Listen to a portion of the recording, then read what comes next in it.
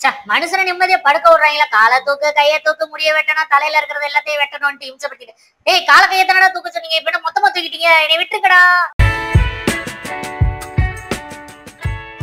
வணக்கம் நண்பர்களே, இவங்க தான் லூஃபிங்கிற ஷிட்ஜூ. இவங்க பாத்தீங்கன்னா ரொம்ப ரொம்ப காம் டைப்புங்க. என்கிட்ட வந்ததுலயே ஒரு சில ஷிட்ஜூஸ்லாம் ரொம்ப காமா இருப்பாங்க. அதுல இவங்களும் ஒருத்தர். இவங்க சின்ன வயசுல இருந்தே நம்மகிட்ட வந்துகிட்டு இருக்காங்க. ஸோ என்னன்னா, இவங்க பெட் பேரண்ட்ஸ் லாஸ்ட் டைம் வெளியூர் போயிருந்ததுனால அங்க க்ரூமிங் பண்ணிட்டாங்க. அதனால என்ன ஆயிடுச்சுன்னா, இந்த தடவை அவங்களால அந்த கொண்டை இதெல்லாம் போட்டு பண்ணியிருந்தாங்களா, ஸோ அந்த தலைமுடி எல்லாம் கிட்டத்தட்ட சிக்கு சிக்குன்னு ஆயிருந்தது. ஸோ நம்ம இடத்துக்கு கூட்டிட்டு வந்திருந்தாங்க. அவங்க பெட் பேரண்ட்ஸ் இல்லை, இந்த தடவை கொண்டை வேண்டாம், அது ரொம்ப சிக்கு பிடிச்சு போச்சு, எங்களால ப்ராப்பரா மெயின்டைன் பண்ண முடியல அப்படின்னு கேட்டுக்கிட்டாங்க. ஸோ அதனால நம்ம ஷார்ட் அண்ட் ஸ்வீட்டா சூப்பரா ரெடி பண்ண ஆரம்பிச்சிட்டோம். ஸோ என்னைக்குமே நீங்க கொண்டை போடுறீங்க உங்க டாக்ஸுக்கு, உங்க ஷிட்ஜூஸ்க்குலாம் கொண்டை போட்டு பாக்குறீங்க, அழகா தான் இருக்கும். பட் அது என்னன்னா, டெய்லி அதை நீங்க மெயின்டைன் பண்ணிக்கிட்டே இருக்கணும். இல்லாட்டினா பாத்தீங்கன்னா கட்டி சேர ஆரம்பிச்சிடும். சிக்கு மாதிரி இருக்கும், அதுக்கப்புறம் ரொம்ப கட்டி சேர ஆரம்பிச்சிடும். அப்புறம் டோட்டலா அந்த இடத்தையே வெட்டி எடுக்கும்போது பாக்குறதுக்கு நல்லா இருக்காது.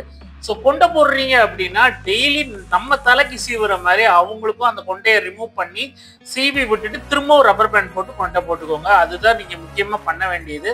இல்லைன்னா இந்த மாதிரி நார்மலாவே கட் பண்ணிக்கோங்க. அதுவும் ஈஸி மெயின்டெனன்ஸ் தான் உங்களுக்கு. ஸோ அதுக்கப்புறம் பாத்தீங்கன்னா ஃபேஸ்ல இருக்கிற பர்ற எல்லாத்தையுமே நீட்டா எடுக்க ஆரம்பிச்சிச்சு. நல்ல வேளையை உங்க பெட் பேரண்ட்ஸ் அந்த கண் கிட்டக்க எல்லாம் நல்லா கிளீன் பண்ணி வச்சிருந்தாங்க. அதே மாதிரி வாயை சுத்தி இருக்கிற போர்ஷன்ஸையும் நல்லா கிளீன் பண்ணி வச்சிருந்தாங்க. ஸோ எனக்கு அந்த போர்ஷன்ஸ்ல எல்லாம் நம்ம ஓவரா கை வைக்க வேண்டியது இல்லை.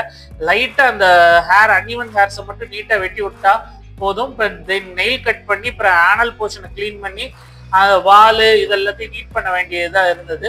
அப்புறம் பாத்தீங்கன்னா அவங்கள நீட்டா குளிப்பாட்ட வேண்டியதுதான். ஸோ குளிப்பாட்டும் போதும் எந்த ஒரு ஆட்டமும் கிடையாது, எந்த ஒரு இதுவும் கிடையாது. நின்றுகிட்டே இருந்தாரு குளிப்பாட்டும் போது.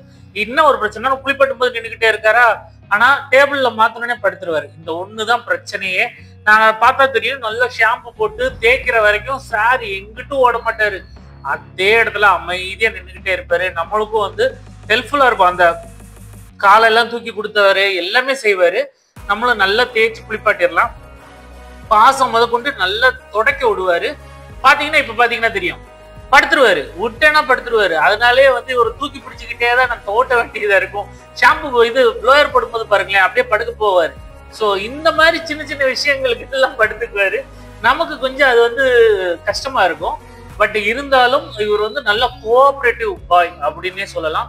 ஸோ இந்த வீடியோ உங்களுக்கு பிடிச்சிருந்தா லைக், ஷேர், சப்ஸ்கிரைப் மாட்டல் பார்ப்போம். பாய்.